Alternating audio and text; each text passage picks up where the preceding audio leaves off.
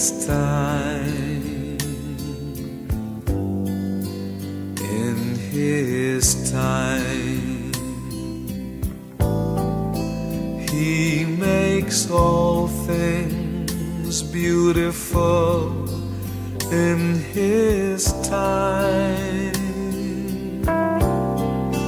Lord, please show. Dzina la Atate ndi la Mwana ndi la Mzimu Woyera. Amen. Tikulandireni lero pa 9 June 2022 lachinayi pano pa Tiyankhuleni Ambuye, pamene tikupitiriza kusinkhasinkha mawu a Mulungu amene ndiye nyale ya mapazi athu ndi umoyo wathu wonse. Mawu a tsiku la lero oyamba akuchokera m'buku loyamba la Mafumu mutu 18 ndi 141 kulekeza ndi 146.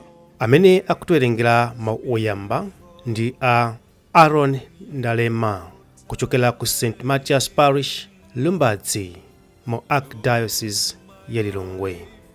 Ndipo uthenga wabwino uchokera mu uthenga wa Mateyu mutu 5 kuyambira ndi 120 mpaka na 26.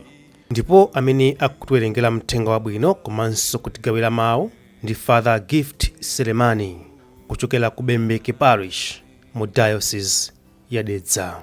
Tiyeni tikhale limodzi. Mawu oyamba.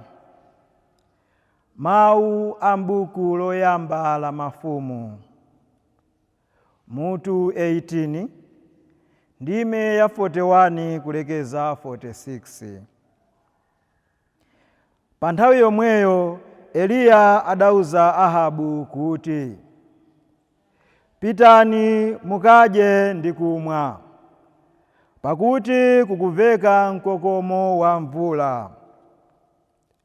Motero Ahabu adapita kukachita madyerero.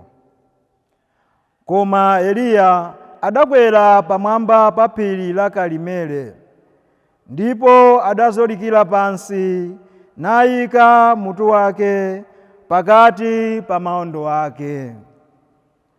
Tsono adauza mtumiki wake kuti, pita ukayang'ane ku nyanja. Mtumikiyo adapita kukayang'ana nati, kulibe kanthu. Eliya adamuwuza kuti, pitanso kasanu nkawiri. Mtumikiyo atapita kachisanu ndi chiwiri adati, pali kantambo kakang'ono konga dzanja la munthu kakutuluka ku nyanjako. Pompo Eliya adati, pita kamuze Ahabu kuti akoze galeta lake, ndipo azipita kuti mvula ingamtsekereze. Posachedwa kuthambo kudangoti bi ndi mitambo. Mphepo idawomba ndipo padagwa mvula yayikulu. Ahabu adakwera galeta napita ku Yezireeli. Mphamvu zachauta zinali naye Eliya. Iyeyo adakwinda chovala chake nathamanga mwaliwiro nkupitirira Ahabu mpaka adayambira ndiye kukafika ku chipata cha ku Yezireeli. Mawu a Ambuye. Mulungu. Ambuye akhale nanu, akhalenso ndi mzimu wanu. Mawu mu uthenga woyera mungadalembera Mateyu. Ulemu kwa inu Ambuye. Pa nthawi imeneyo Yesu adati, n'chifukwa chake ndikuwuzani kuti, ngati kukhulupirika kwanu sikuposa kukhulupirika kwa aphunzitsi amalamulo ndi kwa Afarisi, simudzalowa konse mu ufumu wakumwamba. Mudamva kuti anthu akale aja adawalamula kuti, usaphe. aliyense wopha mnzake adzayenera kuzengedwa ku bwalo la milandu. Chabwino, koma ine ndikuwuzani kuti aliyense wopsera mtima m'bale wake adzayenera kuzengedwa ku bwalo la milandu. Aliyense wonena nzaye kuti wopanda pake iwe adzayenera kuzengedwa ku bwalo lapamwamba. Ndipo aliyense wonena nzake kuti chitsiru adzayenera kukaponyedwa ku moto wa gehena. Chifukwa chake, ngati wabwera ndi chopereka chawo kuguwa, nthawi yomwe nkukumbukira kuti mnzako wina ali nawe kanthu, siya chopereka chakocho kuguwa komweko, ndipo pita kayambe wayanjana naye mnzakoyo. Pambuyo pake ndiye ubwere kudzapereka chopereka chako chija. Uziyanjana msanga ndi mnzako wa mlandu mukali pa njira yopita ku bwalo la milandu, kuopa kuti angakakupereke kwa oweruza. Oweruzayo angakupereke kwa msilikali, ndipo msilikaliyo angakuponye mndende. Ndithu ndikunenetsa kuti sudzatulukamo mpaka utalipira zonse.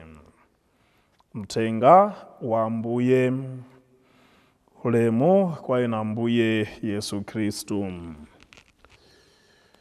Pa tsiku la lero mauno nafuna titabwerezanso salimo imene tinayimba la Mulungu lapitali pa tsiku la Pentekoste. Tumizani mzimu wanu Ambuye mukonzenso maonekedwe a dziko. Tumizani mzimu wanu inu Ambuye mukonzenso maonekedwe a dziko. So, mkatimo muli mawu amene amabambatira mutu umenewu. Tamanda chauta iwe mzimu wanga. Inu chauta Mulungu wanga ndinu akulu kwambiri. Inu chauta ntchito zanu ndi zambiri, ndipo dziko lapansi ladzaza zolengedwa zanu.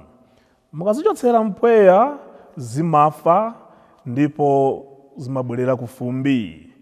Mukazitumizira mzimu wanu zimalengedwa, ndipo mumakonzanso maonekedwe a dziko lapansi. Salimo yabwino kwambiri, ndipo igwirizana kwambiri ndi mawu amene tawerenga maka wayambaja potsatira nkhani yonse imene kuchitika pakati pa Ahabu ndi Eliya ndi Aisraeli, kuti tsopano Ambuye Mulungu analola chakwaipa china chilala kuti chigwe mu mzindamu for a greater good.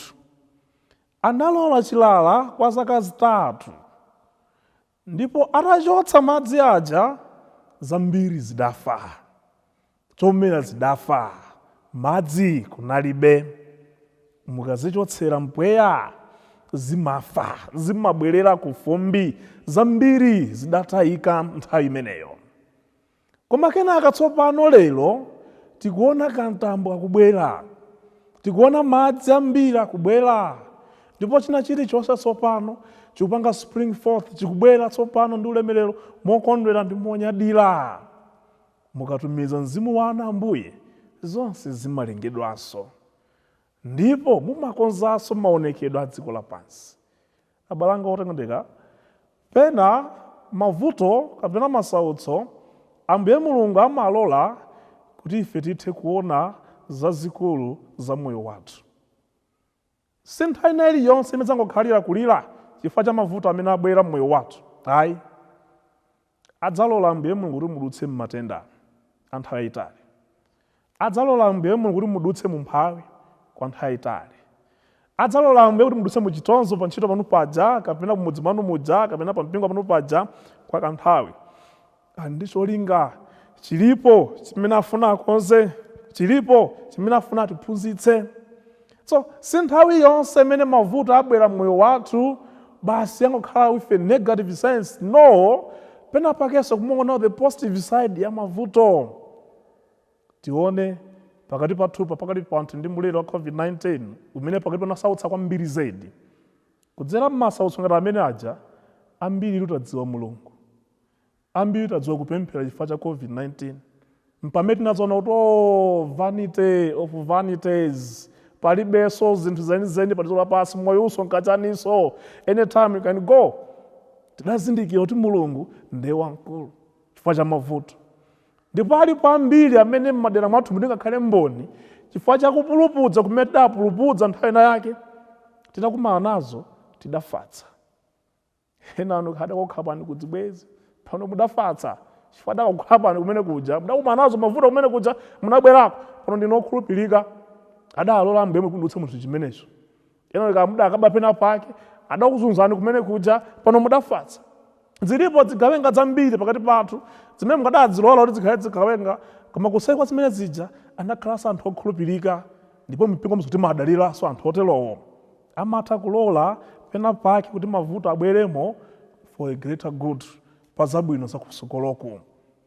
Ndiye uthenga wabwino kunena kuti musamafulumire kutaya mtima. Chikhulupiriro chanu chizikhala champhamvu. Sikuti pota munanoleranso kuonekera ndekuti zonse zada, zonse zapipa, ayi. Amunanolero ndachimasomaso ndoti basi banja la Pilatu sizibwereranso, tazipempherereni zinthu zimenezo. Sindoti poti lero muntchito zavuta, akokalipira na bwana anu, kapena iye ayi kusukulu sizidayende, maphunziro sizinayende, nde basi zonse zaipa, ndikusiya sukulu, banja basi ndikulithawa, chani, Chikhulupiriro chanu chikhale champhamvu ndithu, pakuti pena masautso anu, mavuto anu, idzakhala ngati phunziro pamawa pano. Adzakudutsani mu chinthu china kuti muzindikire zazikulu za umoyo uno. Chikhulupiriro chanu chikhale champhamvu kuposa chawo cha Afarisi chimasomaso, muzizindikira kuti Mulungu wanu sadzakusiyani. Ndeti sangalala ndi kunyadira chikondi ndi chimwemwe chimene Ambuye Mulungu amapereka pa moyo wathu wa tsiku ndi tsiku. Kuti lero ndikudutsa m'masautso otani, ndidzayenda mosangalala, izi nzakanthawi zipita, ndiyambanso kuchita bwino lomwe m'moyo uno. Chilipo chimene Ambuye Mulungu akufuna ndiphunzitse, osamataya mtima, pakuti mukudutsa tsopano nthawi ya mavuto m'moyo wanu, wakusungirani nthawi imene mupulumutsike ku nyengo zimenezo, musachoke. Amen. Ambuye akhale nanu, akhalenso ndi mzimu wanu, akudalitseni Mulungu wamphamvu zonse, Atate ndi Mwana ndi Mzimu Woyera. Amen. Lord, my life to you I bring. May each song I have to sing be to you a lovely thing in your time.